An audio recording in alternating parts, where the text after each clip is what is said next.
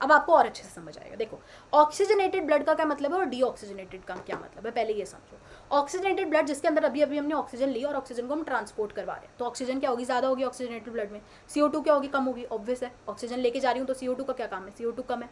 अगर मैं टिश्यूज से मैं वापस लेके जा रही हूँ तो मैं CO2 वाला ब्लड लेके जा रही हूँ, ठीक है, तो वो कैसा ब्लड है, डीऑक्सीजनेटेड, क्योंकि ऑक्सीजन में छोड़ आई तो CO2 उसमें क्या होगी, ज़्यादा होगी, ऑक्सीजन क्या होगी, कम। अब ये टेबल हमें याद नहीं रहती, कैसे करनी है याद मैं आपको बताऊंगी। लॉजिकल है, बहुत लॉजिकल है।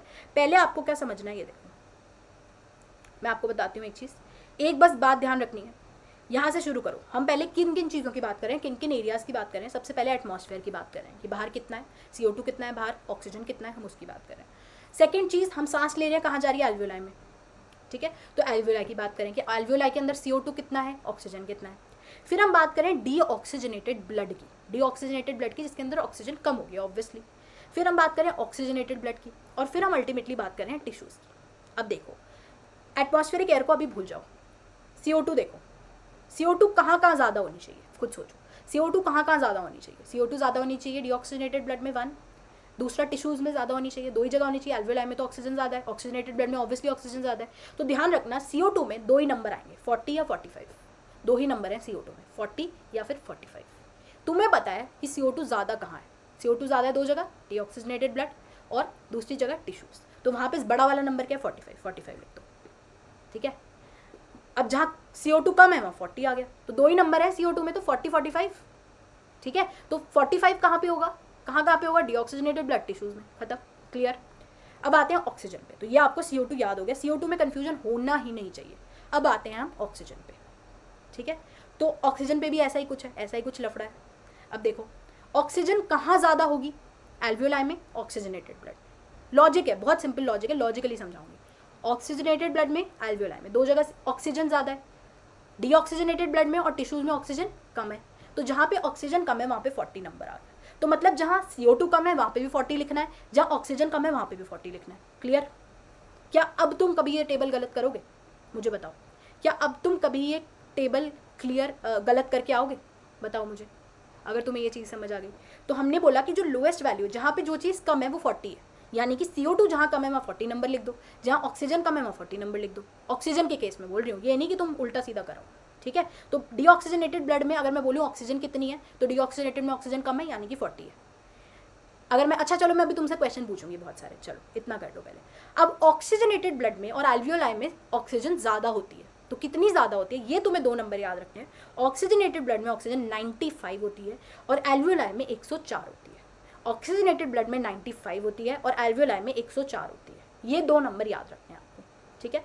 अब एटमॉस्फेरिक एयर, ऑक्सीजन ज़्यादा है, 159 है पार्शियल प्रेशर, CO2 का 0.3 है, ठीक है, तो 159.3, ये आपसे ज़्यादा पूछेंगे भी नहीं कभी, आपसे यही पूछेंगे, ये चारों पूछेंगे आपसे मेनली।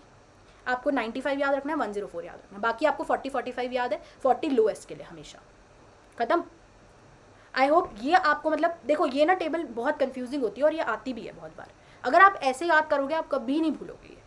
और अभी मैं आपको एक ट्रिक भी बताऊंगी, जो वॉल्यूम्स हम पढ़ेंगे, रेस्पिरेटरी वॉल्यूम्स एंड कैपेसिटीज, उसमें ट्रिक भी बताऊंगी। जो बच्चे अभी छोड़ के जाना चाहते हैं चले जाओ क्लास, तुम्हारा नुकसान होगा, क्योंकि मैं अभी बहुत सारी चीज़ें और बताने वाली हूँ उस चैप्टर में इंपॉर्टेंट, जो आपको बहुत काम आएंगी, और ट्रिक्स भी बताऊंगी अभी।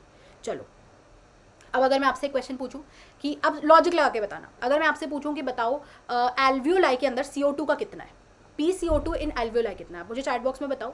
थोड़ी देर लगती है मेरे को ना, मतलब थोड़ा सा ऐसे होता है, थोड़ी देर बाद मुझे जवाब मिलता है, तो मैं आगे बढ़ जाऊंगी, आप मुझे आंसर लिख देना। एल्वियोलाई में कितना होगा PCO2, दिमाग लगा के, यहाँ देख के नहीं, नॉर्मल बताओ। 40 बता दिया बहुत सारे बच्चों ने आंसर। अब अगर मैं आपसे बोलूँ कि PO2 मुझे बताओ डीऑक्सीजनेटेड ब्लड में, लॉजिक सिंपल, 40 आ गया।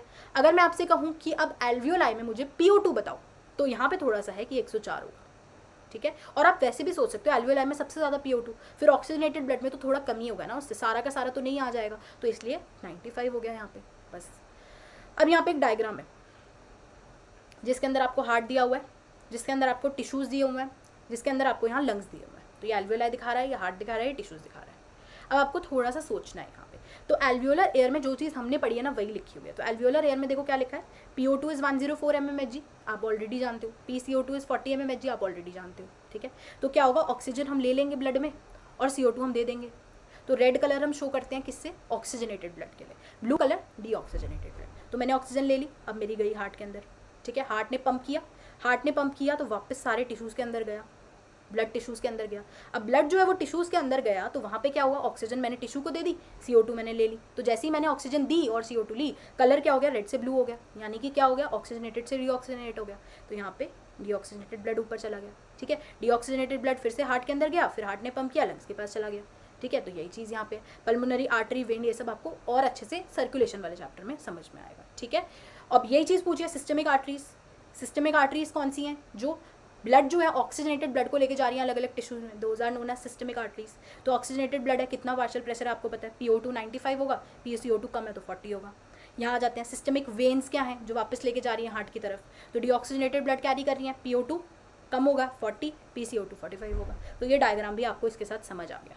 तो 2 डायग्राम आपको इतने अच्छे से समझ आ गए कि कभी भी ये क्वेश्चन आ जाए तो आप गलत नहीं करके आओगे, और अगर अभी भी गलत करके आओगे तो थप्पड़ खाओ मुझसे, ठीक है।